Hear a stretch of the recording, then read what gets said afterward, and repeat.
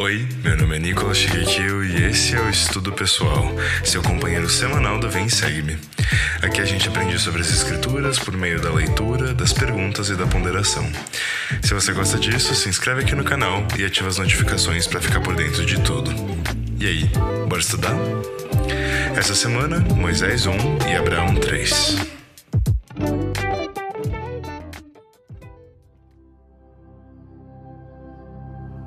Meu querido amigo ou amiga, para mim é uma honra poder começar esse estudo do Velho Testamento com você.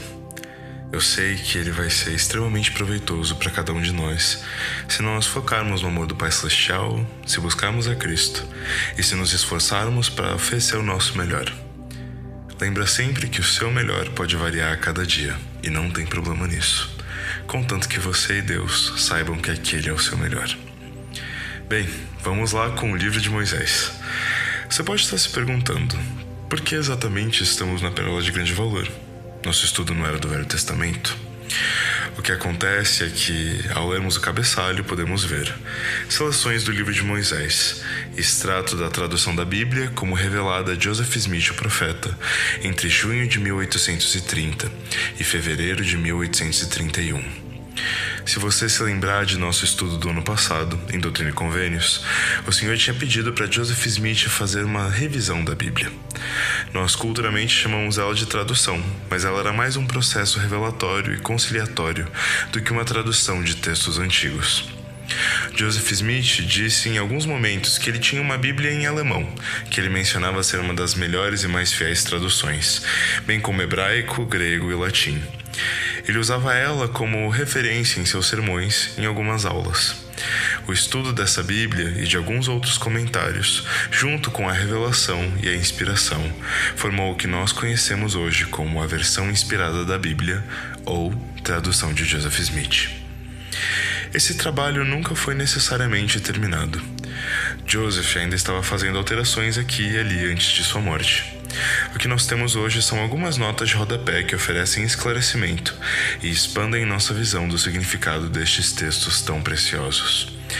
Porém, há algo de diferente no Gênesis da versão inspirada. Comumente, esperamos que todas as Bíblias comecem com as mesmas palavras. No princípio, Deus criou os céus e a terra, etc. Aqui, não. O que Joseph Smith apresenta para nós é uma espécie de prólogo ou introdução para o Gênesis. Uma explicação de como essa história chegou até nós, através de uma teofania extraordinária em que Moisés vê Deus cara a cara, contempla todas as partículas da terra, enfrenta Satanás e aprende mais sobre Jesus Cristo. As mudanças ao longo dos primeiros capítulos de Gênesis são tão substanciais que elas tiveram que ser compiladas em seu próprio livro, que é o livro de Moisés que temos em nossas mãos hoje. Para mim é inevitável ler esse livro e não lembrar da famosa passagem de 1 Nefe, em que ele vê verdades claras e preciosas serem retiradas do livro que veio dos judeus, ou a Bíblia, mas então faz uma profecia consoladora. Vi outros livros surgirem pelo poder do Cordeiro, para convencer os gentios e os remanescentes da semente de meus irmãos, e também os judeus que estavam dispersos por toda a face da terra, de que os registros dos profetas e dos 12 apóstolos do Cordeiro são verdadeiros. E falou-me o anjo, dizendo: Estes últimos registros que viste divulgarão as coisas claras e preciosas que deles foram suprimidas, e mostrarão a todas as tribos, línguas e povos que o Cordeiro de Deus é o Filho do Pai Eterno e o Salvador do mundo, e que todos os homens devem vir a ele, pois do contrário não poderão ser salvos. Nós temos em nossas mãos o cumprimento de uma profecia feita milhares de anos atrás, seja tanto no livro de Moisés quanto no livro de Abraão. Essa é uma prova do amor de Deus por nós, para que nós não tropecemos mais e que tenhamos acesso à plenitude do Evangelho. Eu não sei os motivos de eu ter nascido nesses últimos dias, mas eu confio na sabedoria de um Pai amoroso que me enviou para a Terra na dispensação da plenitude dos tempos. O que eu tenho feito com esse privilégio que foi dado para mim? Joseph Smith ensinou que profetas, sacerdotes e reis falaram com especial deleite sobre os nossos dias. Ele continua dizendo: eles aguardaram com grande e alegre expectativa o dia em que vivemos. E, inflamados com esse alegre anseio celeste, cantaram, escreveram e profetizaram a respeito de nossos dias, mas morreram sem vê-lo. Somos o povo abençoado que Deus escolheu para trazer à luz a glória dos últimos dias. Cabe a nós ver, participar e ajudar a levar adiante a glória dos últimos dias. Eu penso não somente nessas pessoas, mas tantos tradutores e copistas da Bíblia que morreram sem ver o acesso massificado a esses textos. Eu acredito que, como os santos dos últimos dias, muitas vezes somos rápidos em descartar os esforços feitos por tantas pessoas, sejam elas da antiga Israel, da antiga Grécia, cristãos primitivos e nossos irmãos e irmãs católicos e protestantes, que ao longo das eras preservaram esses textos sagrados. Muitas pessoas morreram para que nós tivéssemos esses livros em nossas mãos. O acesso à Bíblia e às Escrituras é um legado de fé que deve ser honrado com a nossa atenção, com o nosso apreço, nosso carinho e o nosso estudo. Prosseguindo agora, nós vamos entrar no texto do livro. Em Moisés capítulo 1, versículo 1, encontramos o seguinte: as palavras de Deus que ele disse a Moisés, numa ocasião em que Moisés foi arrebatado a uma montanha sumamente alta. E viu Deus face a face e falou com ele. E a glória de Deus estava sobre Moisés. Portanto, Moisés podia suportar sua presença. Enquanto eu li essa passagem, eu achei simbólico que Moisés foi arrebatado para uma montanha para ter seu encontro com Deus. Então eu lembrei de uma das frases que o presidente Russell M. Nelson adorava enfatizar: viver de um modo mais elevado e mais sagrado. O Espírito Santo, então, me trouxe uma frase que eu achei muito interessante. O maior fruto de viver de modo elevado e sagrado é um relacionamento próximo e íntimo com Deus. O próprio Jesus Cristo descreveu a vida eterna como conhecer o único Deus verdadeiro e Jesus Cristo. Será que eu tenho vivido de um modo elevado? Será que as minhas escolhas me proporcionam um relacionamento próximo com Deus? Será que eu já comecei a viver a minha vida eterna aqui nesta terra, conhecendo Deus e Jesus Cristo, através das minhas próprias experiências espirituais? Eu não vou mentir, eu deixo a peteca cair muitas vezes. Nós temos dias e dias. A figura da montanha é perfeita porque ela demonstra esforço. Todos temos os nossos momentos de parar, respirar, apreciar a vista. E algumas vezes até cair e rolar por um barranco ou outro. Mas o importante é continuar tentando. Eu gosto que a versão em inglês fala que Moisés foi caught up, levado até o topo da montanha. Isso pode se aplicar para nós também. Tem aquela célebre passagem: tomem sobre vocês o meu jugo, deixe que eu lhes ensine, pois eu sou manso e humilde de coração, e encontrarão descanso para a alma. Meu jugo é fácil de carregar, e o fardo que lhes dou é leve. Tem alguém subindo essa montanha conosco. Ele conhece o caminho. Ele é o caminho. Ele nos dá força para seguir em frente por todos os penhascos, paredões e desfiladeiros de nossa vida mortal. Ele vai nos levar a um relacionamento perfeito e íntimo com o Pai. Talvez nós não vejamos Deus cara a cara, assim como Moisés, mas eu acredito que, assim como falei no começo, se tentarmos o nosso melhor, nossas experiências espirituais, mesmo que simples, serão tão recorrentes e poderosas que elas vão pintar um retrato perfeito de quem Deus e Jesus Cristo são. Uma pincelada foi a vez em que ele me respondeu enquanto eu estava chorando em desespero. Outra foi quando eu me senti inspirado a ajudar alguém que passava por necessidade. Outra foi quando um amigo me mandou uma mensagem quando eu mais precisava. As possibilidades são inúmeras. E no final da nossa corrida mortal, um dia vamos olhar cara a cara e reconhecer o rosto do nosso Pai e do nosso Salvador, através desse mosaico de experiências espirituais que tivemos em vida. Agora, seguindo em frente, versículo 3.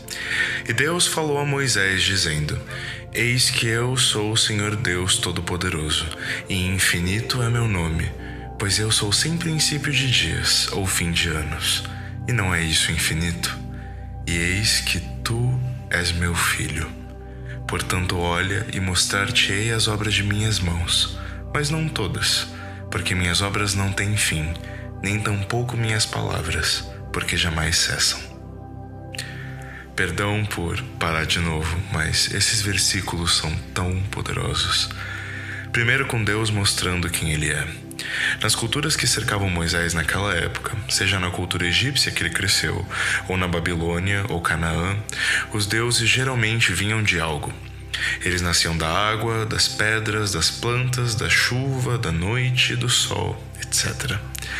Eles também sempre tinham um certo domínio que limitava eles. Eu sou o Deus da colheita, eu sou o Deus da morte, eu sou o Deus do amor, e assim seguia. Este texto, para a época dele, é revolucionário. Você não encontra nada igual da mesma forma em outro lugar. Um Deus que sempre existiu, sem princípio de dias nem fim de anos, todo-poderoso, falando com um ser humano e dizendo: você é o meu filho. Os seres humanos, nos mitos antigos, sempre eram renegados a produtos de ações divinas. Um Deus suou e surgiram seres humanos. Outro Deus fez potes de barro e eles ganharam vida. Seres humanos eram sempre bichos de estimação caóticos que foram feitos para agradar os deuses ou trabalhar para eles. Não é o Deus que nós temos aqui. Deus chama Moisés de meu filho ao menos 4 vezes ao longo desse capítulo. O Deus criador das galáxias, dos planetas, do sol, da lua, das estrelas, das montanhas mais altas, das florestas e dos mares, fala através das eras para todos nós: você é o meu filho, você é a minha filha. E não é qualquer pessoa, é Moisés. Hoje nós enxergamos ele como um grande líder espiritual e profeta do Senhor, mas naquela época ele era quem? Um israelita que teve que ser abandonado pela mãe, adotado pela filha do faraó, criado em segredo pela mãe e pela irmã. Ele tinha matado uma pessoa, vivido foragido, e então adotado por seu sogro, Jetro. Moisés cresceu sem muitas figuras paternas. Ele mal teve família. Esse encontro cara a cara em que lemos de Moisés com Deus aconteceu algum tempo depois do episódio da sarça ardente. Nós não sabemos exatamente quando. Mas você lembra o que Moisés disse para Deus na sarça ardente? Ao nos voltarmos para Êxodo 3 e 4, quando o Senhor chama Moisés para libertar Israel, Moisés tem medo de olhar para Deus. Ele diz: quem sou eu para me apresentar perante o faraó? Quem sou eu para tirar o povo de Israel do Egito? Eu não tenho facilidade para falar. Eu não consigo me expressar e me atrapalho com as palavras. E então implora para que Deus chame outra pessoa em seu lugar. Porém, Moisés, aqui na Pérola de Grande Valor, diz algo muito interessante. Ora, por esta razão sei que o homem nada é, coisa que nunca havia imaginado. Moisés, em certa forma, conhecia a grandeza dos homens.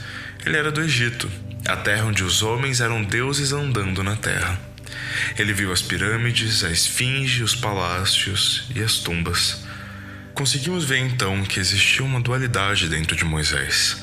Ele reconhecia a grandeza das outras pessoas, mas ele mesmo se via como um ninguém. Moisés olhava para si e só conseguia dizer: eu não sou apto para cumprir a missão que Deus me deu. Eu não tenho talento, eu não tenho habilidade. Quem sou eu? Então Deus respondeu: você é o meu filho. Você é a minha imagem e semelhança. Tem parte de mim dentro de você. É uma afirmação simples, mas tão poderosa. Poder dizer: eu sou um filho de Deus. Eu sou uma filha de Deus. Tem parte dele em mim. Eu sei que Deus tem dito a mesma coisa para nós hoje em dia. Ele vê quando nós duvidamos de nós mesmos, quando nós nos comparamos, quando o mundo nos diminui ou quando nós mesmos nos colocamos para baixo. Ele tem dito vez após vez, através de seus profetas: se enxerguem como meus filhos. Você é minha filha, você é meu filho. Você tem uma natureza divina e um destino eterno. Comece a viver de acordo com esse título. Um dos ensinamentos mais famosos do presidente Russell M. Nelson nesses últimos anos foi: acredito que se o Senhor estivesse falando diretamente a vocês nesta noite, a primeira coisa que ele se certificaria de que entendessem é a sua verdadeira identidade. Meus queridos amigos, vocês são literalmente filhos espirituais de Deus. Vocês cantam essa verdade desde que aprenderam as palavras do hino: sou um filho de Deus. Mas será que essa verdade eterna está gravada em seu coração?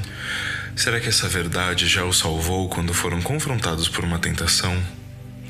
Temo que vocês tenham ouvido essa verdade com tanta frequência que ela soe mais como um slogan do que como uma verdade divina. E, no entanto, a maneira como pensam sobre quem vocês realmente são afeta quase todas as decisões que tomarão. Meu amigo ou minha amiga que estiver ouvindo, a pergunta que eu faço é essa: eu tenho deixado essa verdade guiar os meus passos, a minha vida, as minhas escolhas? Eu tenho internalizado essa verdade em mim? Quando o mundo, as redes sociais, a depressão, a ansiedade, a comparação e até o próprio inimigo tentam me colocar para baixo, eu me lembro que eu sou um filho de Deus. Essas 6 palavras têm poder de mudar toda a nossa vida. O Elder Patrick Kieran falou o seguinte: quando você aceita essa realidade majestosa em sua própria alma e sente o consolo e a emoção dela, todo o seu paradigma muda. Você pode sentir o amor de Deus, ouvir sua voz e reconhecer sua mão, não importa o que esteja acontecendo ou não em sua vida. Vocês podem redefinir a forma como veem a si mesmos e as outras pessoas. Seu laço de convênio com seu Salvador se torna ainda mais forte, e por meio das lentes dessa doce dádiva, a vida recebe mais esplendor, beleza e esperança.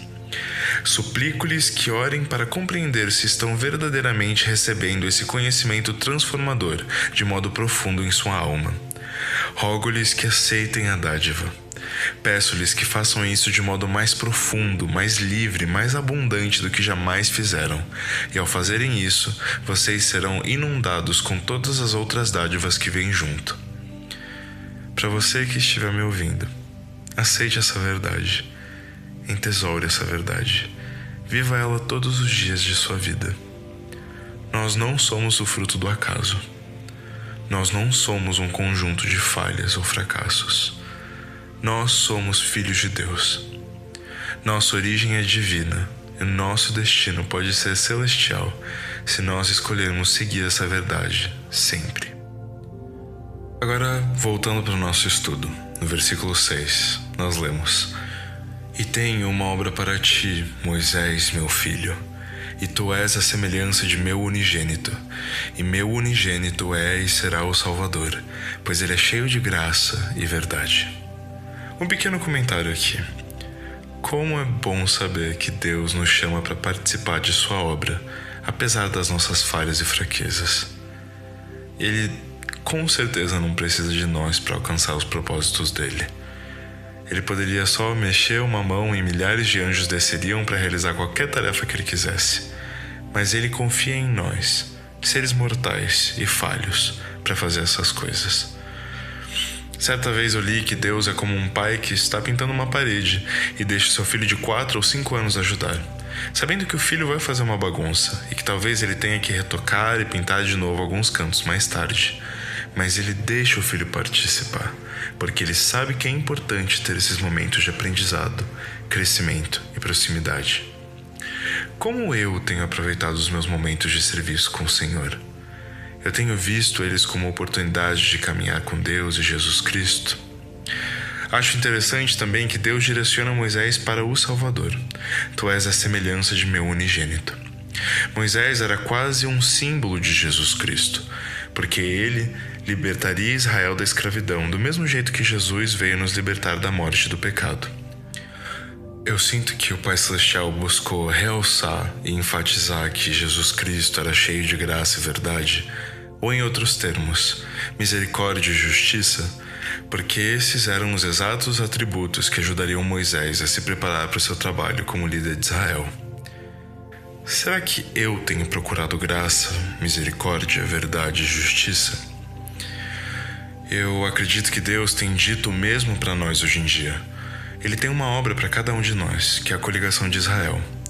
Muitas pessoas pensam que você só serve quando você recebe um chamado, mas ser um membro da Igreja de Jesus Cristo já é um chamado.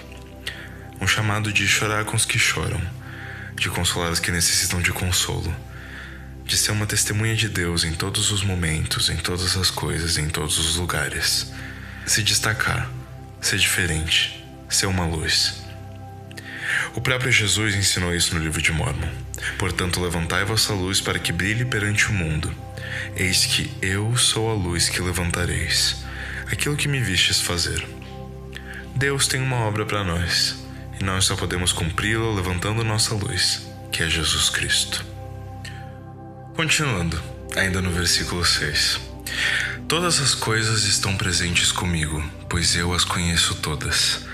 E agora eis que te mostro isto, Moisés, meu filho, pois estás no mundo, e agora eu o mostro a ti. E aconteceu que Moisés olhou e viu o mundo no qual ele fora criado. E Moisés viu o mundo e seus confins e todos os filhos dos homens que existem e que foram criados. E maravilhou-se e assombrou-se muito com isso. E a presença de Deus apartou-se de Moisés, de modo que sua glória não estava sobre ele. E Moisés foi deixado sozinho. E ao ficar sozinho, caiu por terra. Se você quiser, tenta fazer esse exercício comigo. Feche os olhos e contempla a grandeza de Deus. Pensa nos mares, nas praias, nas ondas quebrando, nas falésias, nos mangues, nas colinas e nos campos.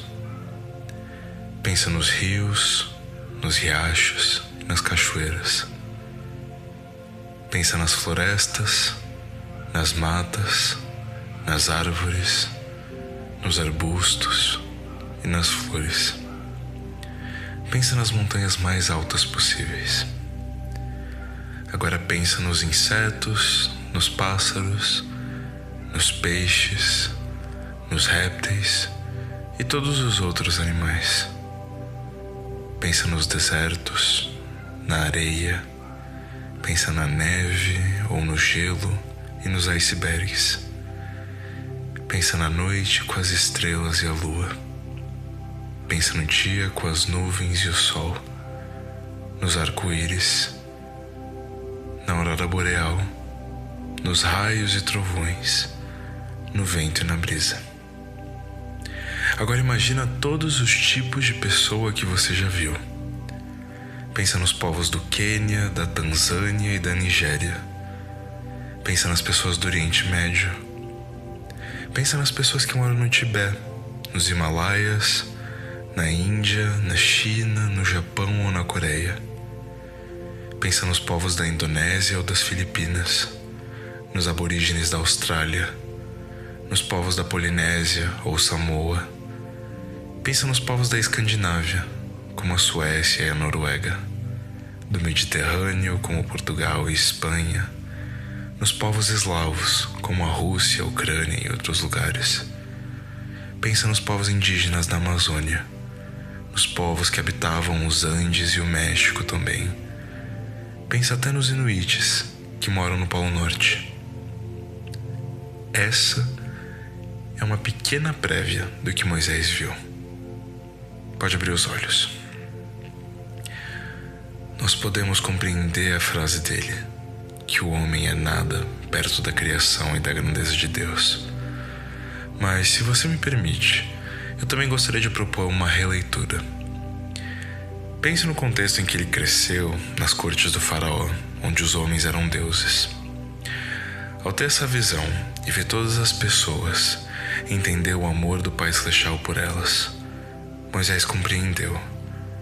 As glórias desse mundo, a riqueza, as roupas caras e as posições sociais na vida não valem de nada.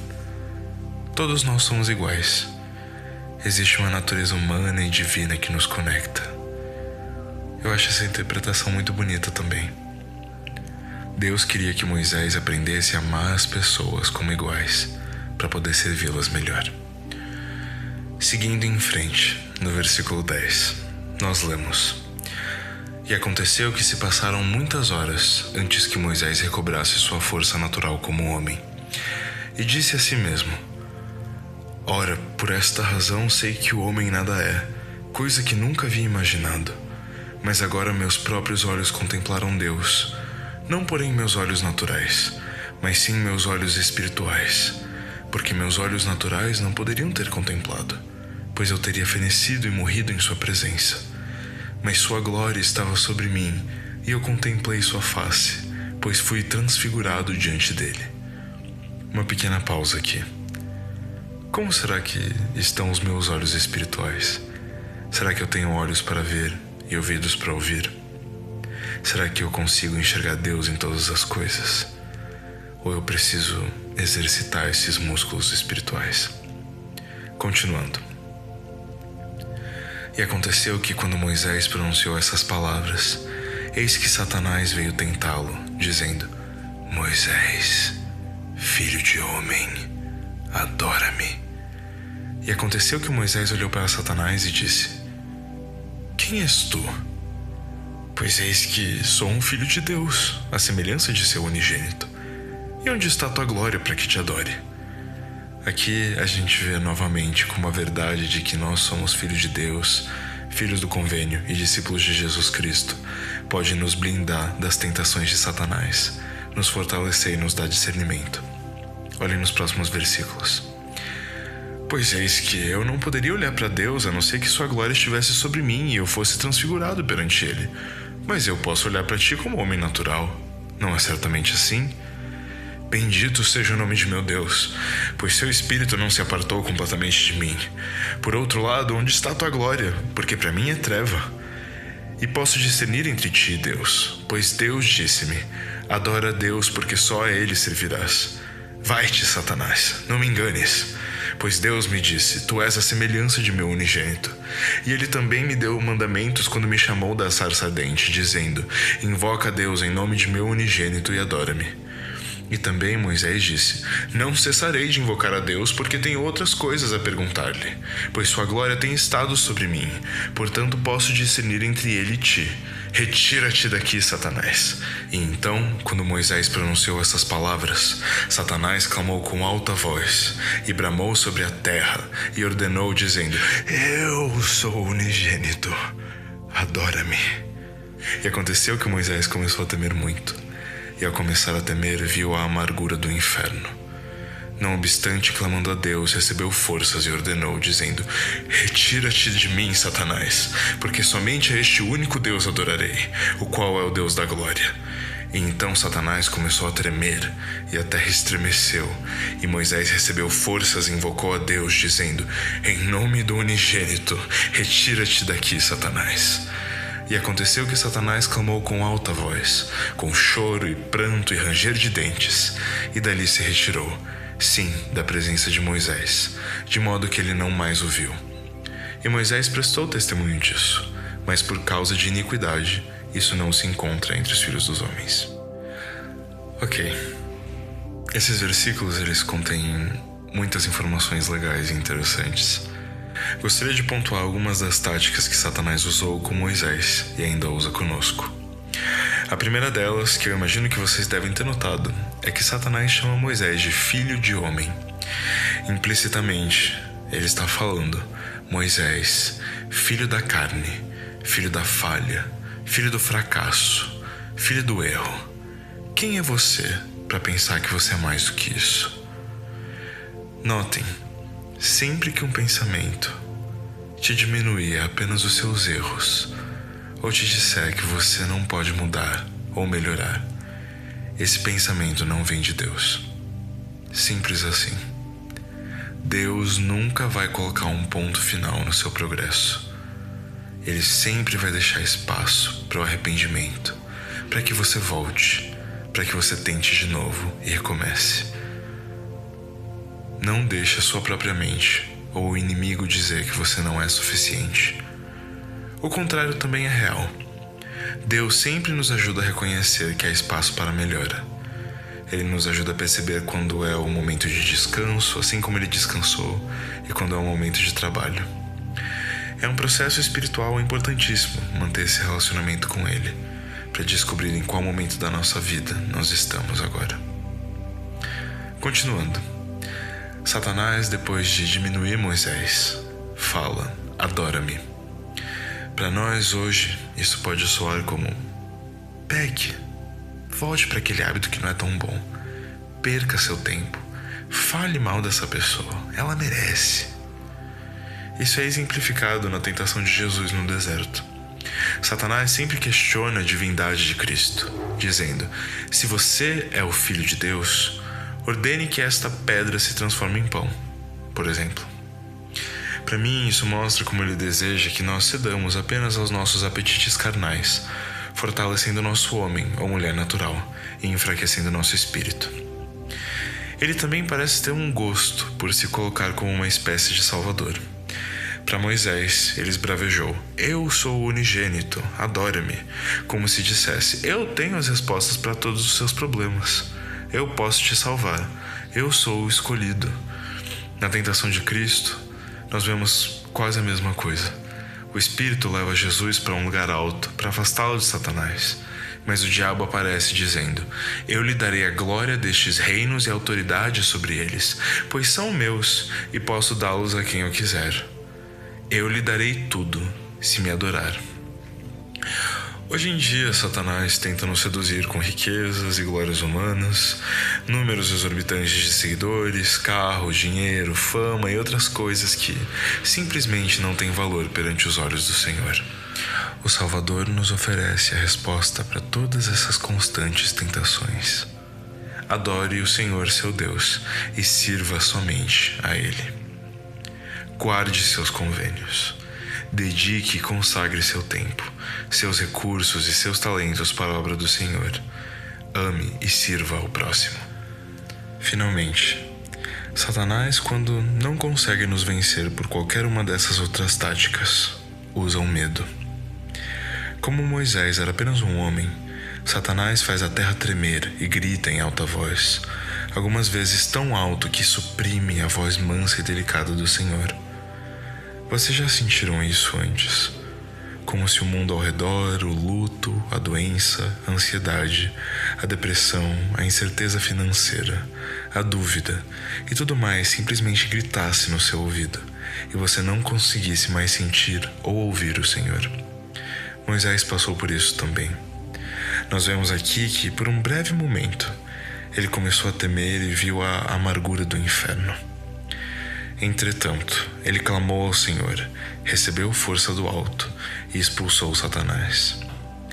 O diabo fez, de uma certa forma, a mesma coisa com Jesus. Eu imagino que Satanás sabia que gritar e espernear não intimidaria o Salvador, então ele resolveu plantar dúvida e incerteza no seu coração. Se você é o Filho de Deus, salte do pináculo do templo. Tenho certeza que ele vai te salvar. A contundente resposta de Cristo nos fortalece até hoje. Não ponha à prova o Senhor seu Deus. Não duvide das promessas que Ele fez. Todos temos os nossos momentos de temor, incerteza e dúvida. Isso é humano. Deus não fica com raiva de nós quando sentimos isso. Porém, estes são os momentos de colocar em exercício a nossa fé e lembrar de suas promessas que jamais passarão. Achegai-vos a mim e achegar-me-ei a vós. Procurai-me diligentemente e achar-me-eis. Pedi e recebereis. Batei e ser-vos aberto. Tudo o que pedirdes ao Pai, em meu nome vos será dado, se for para vosso bem. Não vos deixarei sós. Não tenha medo, pois estou com você.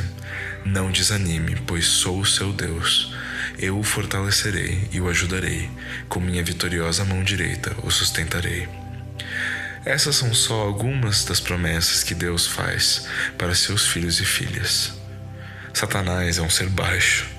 Ele se utiliza das nossas fraquezas, dos nossos traumas e dos nossos vícios para nos humilhar e fazer com que esqueçamos quem nós somos e de quem nós somos.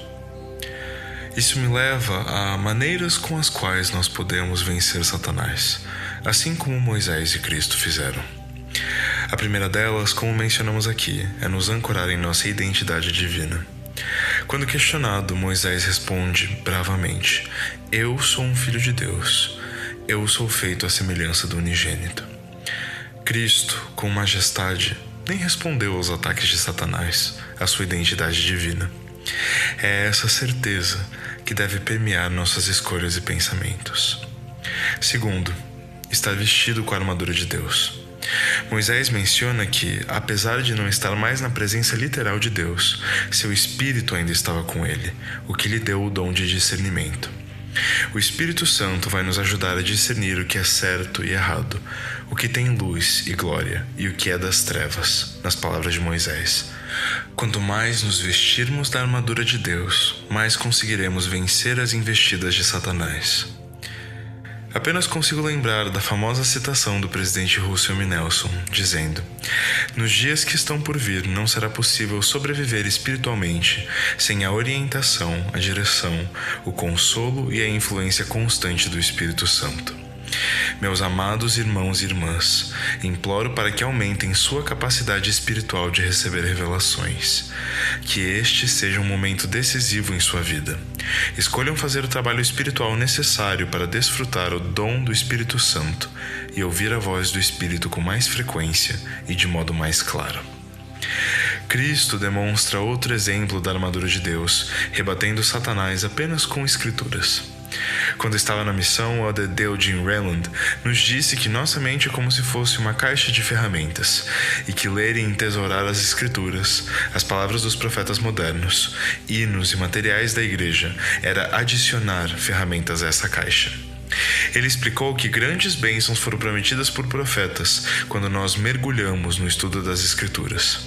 Algumas delas são ajuda com fraqueza e desânimo, diminuição de preocupações e ansiedades, maior capacidade de superar a dúvida e o medo, poder para resistir à tentação, força para vencer maus hábitos, maior capacidade de permanecer no caminho reto e estreito, alívio dos fardos e menor suscetibilidade ao engano. Vocês não desejam isso para sua vida? Ter a mesma convicção e força que Jesus teve ao ser confrontado por Satanás? Como eu tenho vestido a armadura de Deus? Quais pontos eu preciso me fortalecer? Para encerrar esse tópico, eu gostaria de ler as palavras do apóstolo Paulo. Sejam fortes no Senhor e em seu grande poder. Vistam toda a armadura de Deus, para que possam permanecer firmes contra as estratégias do diabo. Pois nós não lutamos contra inimigos de carne e sangue, mas contra governantes e autoridades do mundo invisível, contra grandes poderes neste mundo de trevas e contra espíritos malignos. Portanto, vistam toda a armadura de Deus, para que possam resistir ao inimigo no tempo do mal. Então, depois da batalha, vocês continuarão de pé e firmes. Assim, mantenham sua posição, colocando o cinto da verdade e a couraça da retidão. Como calçados, usem a paz do Evangelho, para que estejam inteiramente preparados. Em todas as situações, levantem o escudo da fé para deter as flechas do fogo do maligno. Usem a salvação como capacete e empunhem a espada do Espírito, que é a palavra de Deus. Orem no Espírito em todos os momentos e ocasiões. Permaneçam atentos e sejam persistentes em suas orações por todo o povo santo. Terceiro e último tópico. Inclua Jesus Cristo na sua vida. Moisés tentou expulsar Satanás 4 vezes. As primeiras 3 não deram certo. Por quê? Vamos ver o texto. Primeira vez: vai-te, Satanás, não me enganes. Segunda vez: retira-te daqui. Terceira vez: retira-te de mim, Satanás. Quarta e última vez: em nome do unigênito, retira-te daqui, Satanás. Eu não sei o que você pode estar enfrentando na sua vida hoje. Talvez seja um mau hábito, um vício, o peso da culpa ou alguma doença. Talvez seja a depressão, a ansiedade ou a solidão. Mas eu sei que nós podemos encontrar redenção para todos os males dessa vida, através de Jesus Cristo e seu sacrifício expiatório. Somente através dele podemos vencer a Satanás e a este mundo decaído. Não me interpretem mal. existem males que precisarão de ajuda de outras pessoas, de confiança, como familiares, líderes e profissionais qualificados. Buscar ajuda não é um sinal de falta de fé. Ainda assim, eu sei que Cristo nos acompanha durante todo o processo e nos oferece graça e força para persistir e vencer as artimanhas do inimigo. Ele não nos abandona durante o caminho. Ok, continuando, versículo 24. E aconteceu que, quando Satanás se retirou da presença de Moisés, Moisés levantou os olhos ao céu, estando cheio do Espírito Santo, o qual presta testemunho do Pai e do Filho. E, invocando o nome de Deus, tornou a contemplar sua glória, porque ela estava sobre ele, e ouviu uma voz dizendo: Bendito és tu, Moisés, porque eu, o Todo-Poderoso, te escolhi, e serás mais forte que muitas águas, pois elas obedecerão a teu comando, como se fosses Deus. E eis que estou contigo, sim, até o fim de teus dias, pois libertarás meu povo do cativeiro, sim, Israel, meu escolhido. Um pequeno ponto que eu senti em compartilhar aqui é: quando estamos a serviço de Deus, Ele promete que vai derramar seu poder, sua força e seu amparo sobre nós. Essa promessa que Ele fez para Moisés me lembra a mesma que foi feita para o profeta Enoque, que inclusive é o tema dos jovens desse ano. Eis que meu Espírito está sobre ti, portanto todas as tuas palavras justificarei, e as montanhas fugirão diante de ti, e os rios desviar-se-ão de seu curso, e tu permanecerás em mim e eu em ti. Portanto, anda comigo. Lembre sempre disso. O Senhor vai te abençoar com poder para servi-lo da forma necessária, no tempo dele. Não desista. Vamos continuar. E aconteceu que, enquanto a voz ainda falava, Moisés olhou e viu a terra, sim, toda ela, e não houve uma partícula dela que ele não visse, discernindo-a pelo Espírito de Deus. Vocês podem ver aqui que a visão se tornou muito mais aguçada, quase microscópica. Moisés consegue perceber detalhes imperceptíveis ao olho comum. Tudo isso porque ele se tornou mais preparado para receber revelação e inspiração. Ele continuou sem desistir, apesar das tentações. Acho que está implícito no texto uma lição sobre a maturidade espiritual que vem com se apegar a Deus e resistir ao mal. Como as Escrituras falam, linha sobre linha, preceito sobre preceito, um pouco aqui e um pouco ali. Talvez você ainda esteja na primeira etapa da visão de Moisés. Talvez você esteja na época das tentações. Ou talvez você esteja agora na época de visão espiritual aguçada e discernimento. É tudo parte da mesma jornada. Moisés viveu elas em um mesmo dia. Seja qual delas for, de novo, não desista. Deus derramará mais luz e conhecimento, e a verdade dele brilhará na sua vida.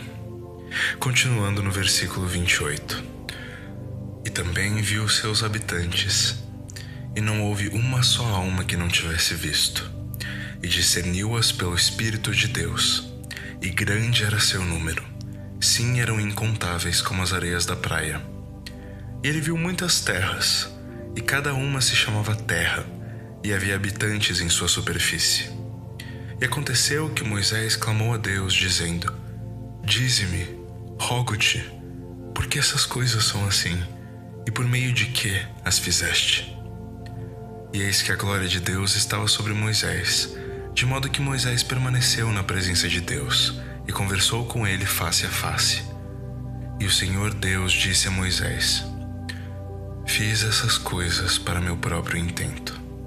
Aqui há sabedoria, e em mim permanece.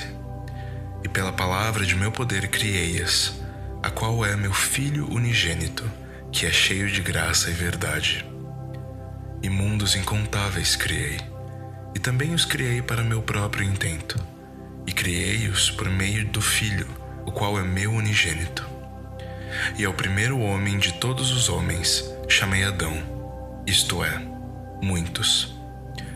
Mas far-te-ei um relato apenas sobre esta terra e seus habitantes, Pois eis que há muitos mundos que pela palavra de meu poder passaram, e há muitos que agora permanecem, e são inumeráveis para o homem.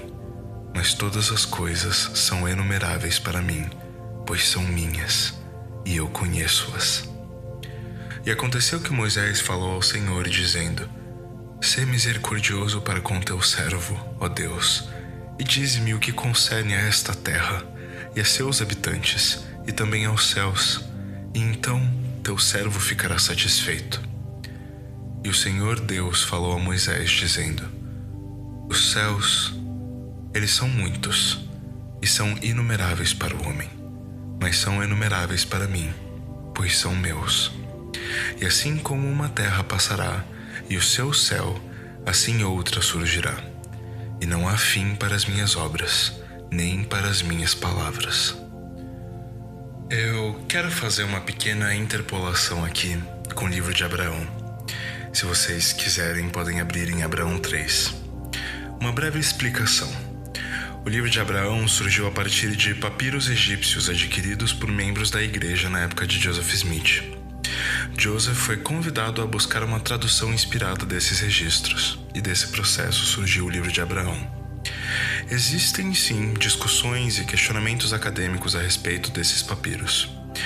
Os facsímiles, por exemplo, têm paralelos claros com textos funerários egípcios conhecidos hoje, e a interpretação de Joseph Smith não corresponde à leitura egiptológica moderna desses documentos.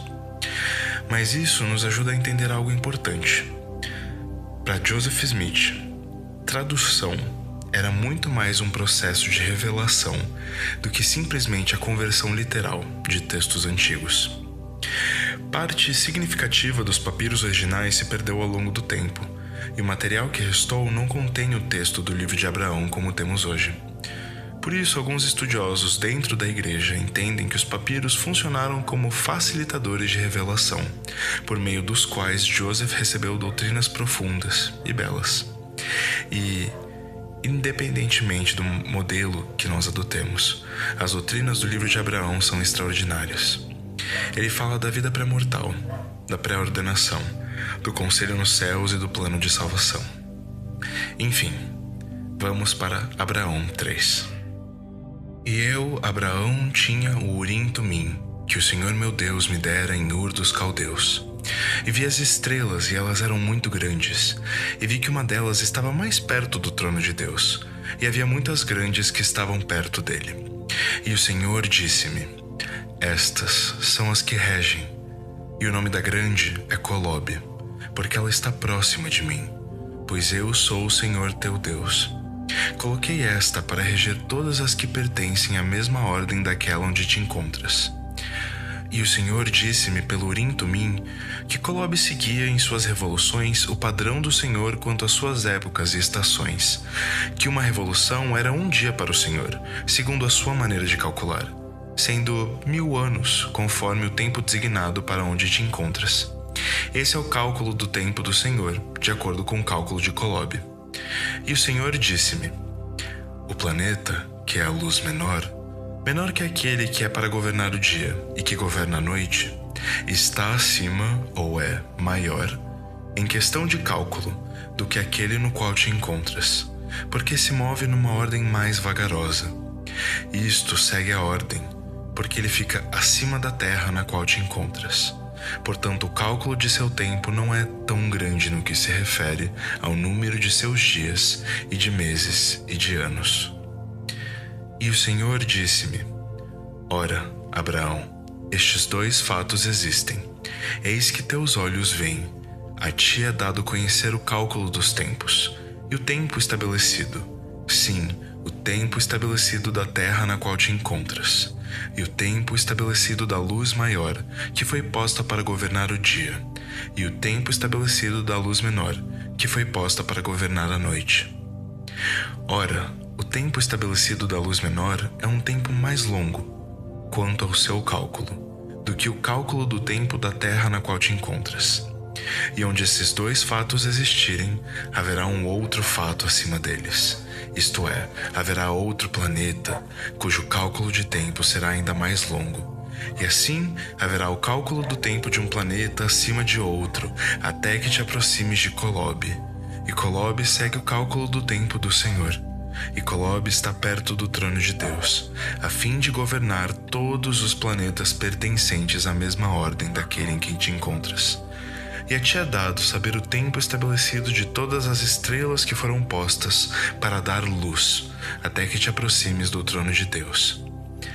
Assim, eu, Abraão, falei com o Senhor face a face, como um homem fala com o outro.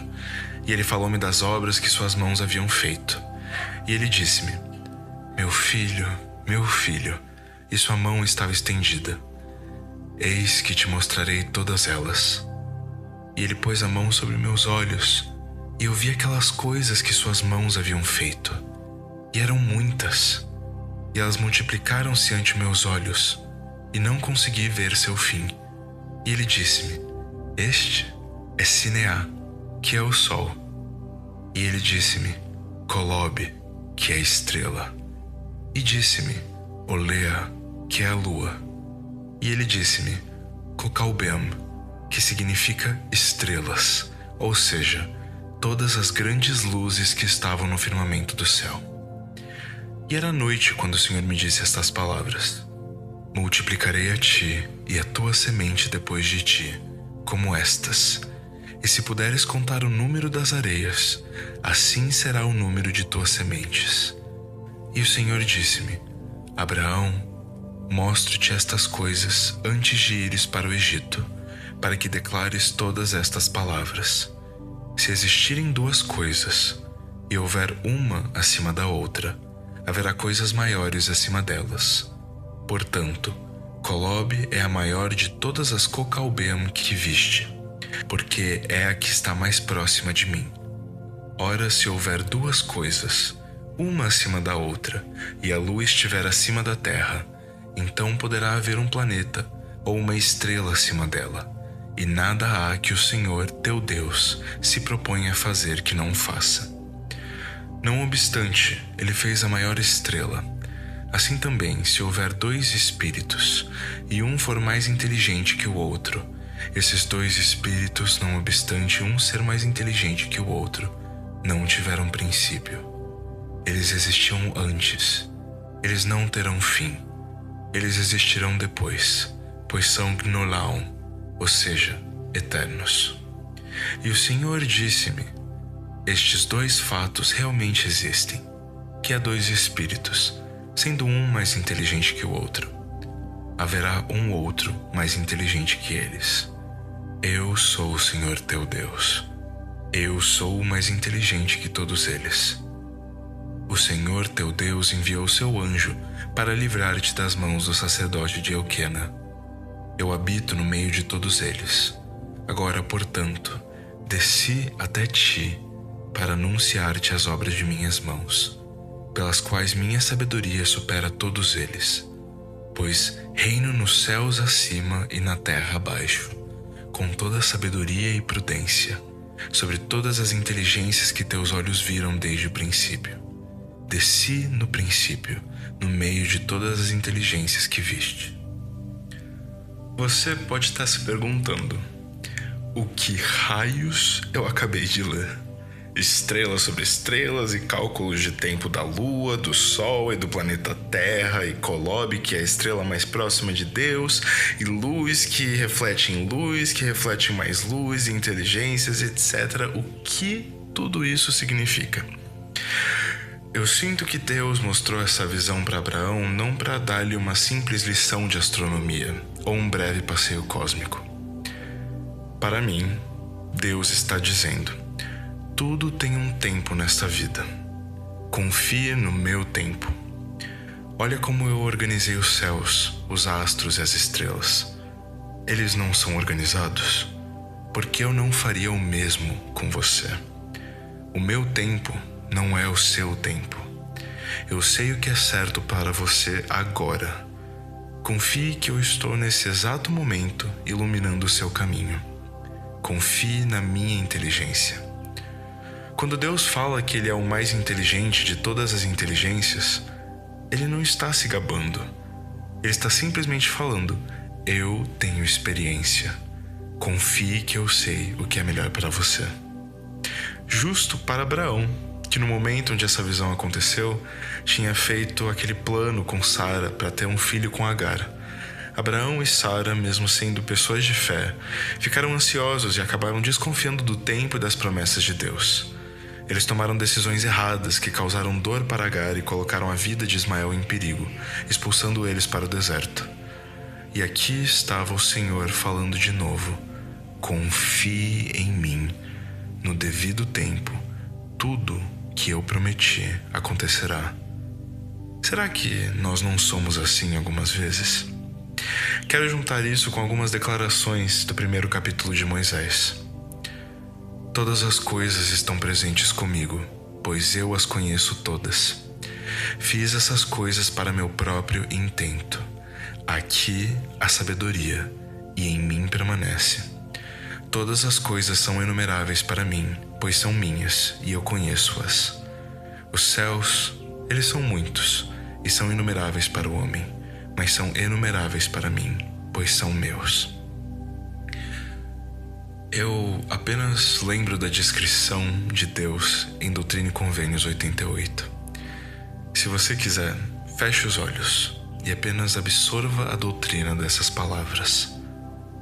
Ele compreende todas as coisas, e todas as coisas estão diante dele, e todas as coisas estão ao seu redor. Ele está acima de todas as coisas, e em todas as coisas, e através de todas as coisas, e ao redor de todas as coisas. E todas as coisas existem por ele e dele. Sim, Deus para todo sempre. E também em verdade vos digo: Ele deu uma lei para todas as coisas, pela qual se movem em seu tempo e em suas estações. Seus cursos são fixos, sim, os cursos dos céus e da terra, que abrangem a terra e todos os planetas, e transmitem luz uns aos outros em seu tempo e em suas estações, em seus minutos, em suas horas, em seus dias, em suas semanas, em seus meses e em seus anos. E tudo isto é um ano para Deus, mas não para o homem. A terra gira em suas asas, e o sol dá sua luz de dia, e a lua dá sua luz à noite, e as estrelas também dão sua luz, ao girarem em suas asas, em sua glória, no meio do poder de Deus. Algumas vezes, assim como Moisés, vamos ter que nos contentar com a resposta: fiz essas coisas para meu próprio intento. Aqui a sabedoria em mim permanece. Devemos apenas lembrar que Deus sempre quer o que é melhor para nós. Assim como os céus são mais altos que a terra, os caminhos dele são mais altos que os nossos caminhos, e os seus pensamentos mais altos que os nossos pensamentos. Cristo exemplificou esse pensamento de maneira maestral ao ensinar: observem como crescem os lírios do campo. Não trabalham nem fazem roupas, e no entanto nem Salomão, em toda a sua glória, se vestiu como eles. E se Deus veste com tamanha beleza as flores silvestres que hoje estão aqui e amanhã são lançadas ao fogo, não será muito mais generoso com vocês? Se seu filho lhe pedir pão, você lhe dará uma pedra? Ou se pedir um peixe, você lhe dará uma cobra? Portanto, se vocês, que são maus, sabem dar bons presentes a seus filhos, quanto mais seu Pai, que está no céu, dará bons presentes aos que lhe pedirem. Nenhum pardal cai no chão sem o conhecimento do Pai Celestial. Quanto a vocês, até os cabelos de sua cabeça estão contados. Portanto, não tenham medo. Vocês são muito mais valiosos que um bando inteiro de pardais. Confiem no tempo de Deus.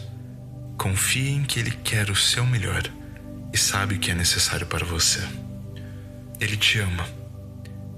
Eu também creio que as palavras que Deus usou para descrever as suas criações a Abraão são particularmente simbólicas. Ao mencionar Kolob, o Pai Celestial a descreveu como uma das que regem.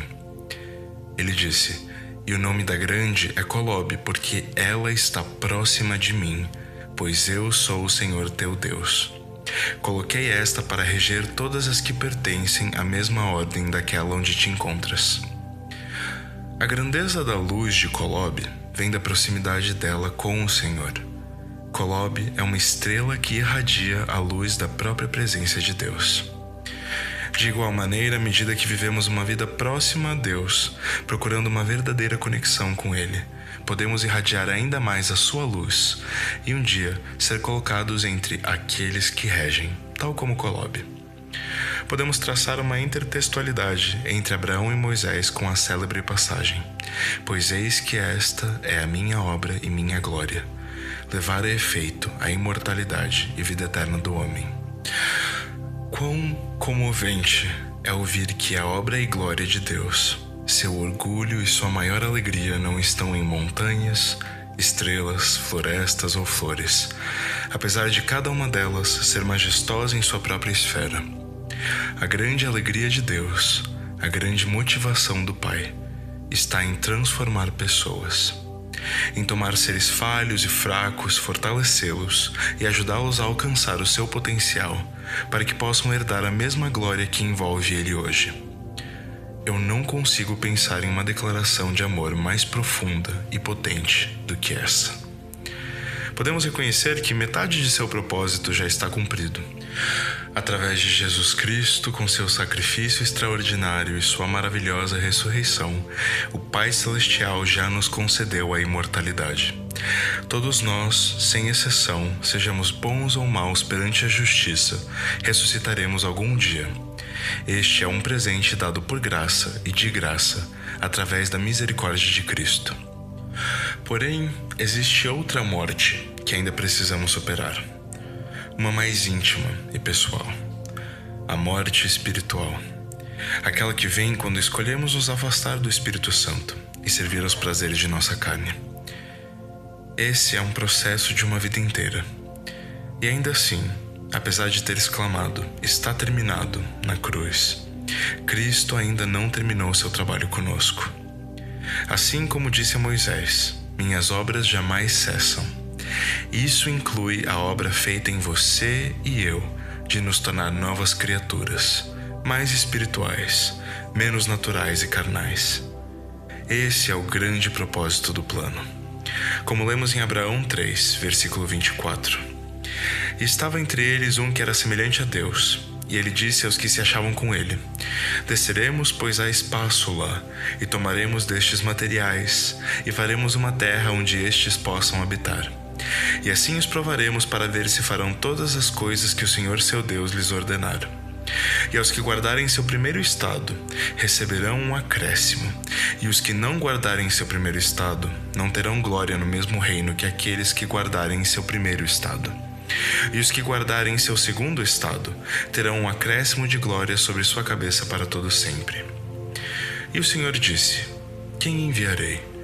E um semelhante ao Filho do Homem respondeu: eis-me aqui, envia-me. E outro respondeu e disse: eis-me aqui, envia-me. E o Senhor disse: enviarei o primeiro. E o segundo irou-se, e não guardou seu primeiro estado. E naquele dia muitos o seguiram. Quando leio essas palavras, me lembro dos ensinamentos inspirados da irmã Wendy Nelson.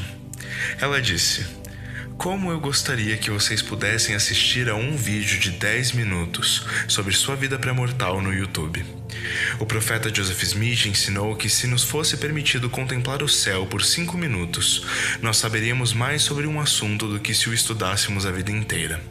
Então imaginem se fosse possível contemplar nossa vida pré-mortal por 10 minutos. É claro que entendemos que o Senhor, em sua sabedoria, colocou um véu de esquecimento sobre essas memórias. Mas só por um momento, imaginem o efeito sobre sua vida neste momento, se lhes fosse permitido assistir a 10 minutos de sua existência pré-mortal. Acredito que se pudessem ver a si mesmos, vivendo com seus pais celestiais e com Jesus Cristo, se pudessem observar o que fizeram na vida pré-mortal e os compromissos que assumiram, até convênios com outras pessoas, inclusive mentores e professores, se pudessem ver a si mesmos respondendo corajosamente aos ataques à verdade e defendendo valentemente Jesus Cristo, Acredito que cada um de vocês teria mais poder, mais comprometimento e a perspectiva eterna para ajudá-los a vencer todas e quaisquer dificuldades, dúvidas, lutas e problemas que enfrentam. Todos eles. Acredito que se vocês pudessem se lembrar das pessoas que prometeram ajudar, ou das experiências angustiantes que concordaram passar, a despeito da situação difícil pela qual estejam passando agora, ou pela qual passarão, diriam: "Ah, sim, agora me lembro, agora compreendo. Essa dificuldade faz sentido para mim, e com a ajuda do Senhor consigo enfrentá-la." Nós fomos escolhidos para estar na terra nesses últimos dias. O Senhor mostrou a Abraão as inteligências que foram organizadas antes de o mundo existir. E entre todas essas havia muitas das nobres e inteligentes. E Deus viu que essas almas eram boas e ele estava no meio delas e disse: "A estes farei meus governantes, pois ele se encontrava entre aqueles que eram espíritos, e viu que eles eram bons. E disse: Abraão, tu és um deles. Foste escolhido antes de nasceres."